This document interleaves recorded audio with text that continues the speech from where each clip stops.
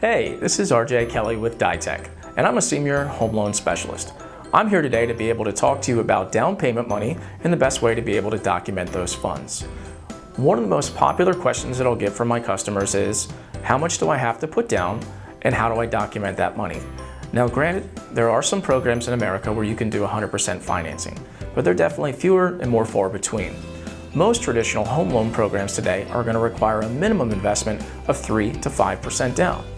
I'm here to help you be as prepared as possible to document that money so that when you get a home under contract, you can hit the ground running and meet your closing date. The most important thing to remember is, to use it, we must be able to prove it. Whether you're pulling money out of an IRA or a 401k via a personal loan or liquidation, selling stocks, bonds, or CDs, or just pulling money out of your checking or savings account, we must be able to see a full 60-day transactional history for all account details, and it must have all of your pertinent information on it, which would be your name, your address, and account number. Sometimes customers can access transactional histories on their bank's website, but it won't have that important information, so unfortunately, it's unacceptable. Now there are circumstances where you don't have that money in your bank account for the last 60 days. That's okay too, but we still need to follow those same documentation rules.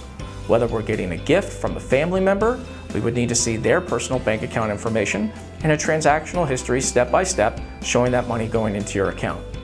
Or maybe you got a refund from the IRS. We would need to be able to see the tax return as well as the documentation showing that tax return money going to your checking account. Or if you've been approved by a down payment assistance program through a local agency, that's great as well. But we would need to be able to see the terms of that down payment assistance so we can use those funds at closing.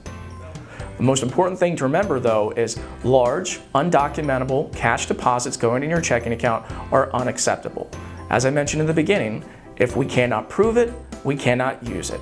So in closing, when talking about down payment funds, it's important to talk to your loan agent as early as possible in the process to make sure that you're covering your bases so that you can make sure you meet your closing date. So in closing, I thank you very much. I wish you good luck and have a great day.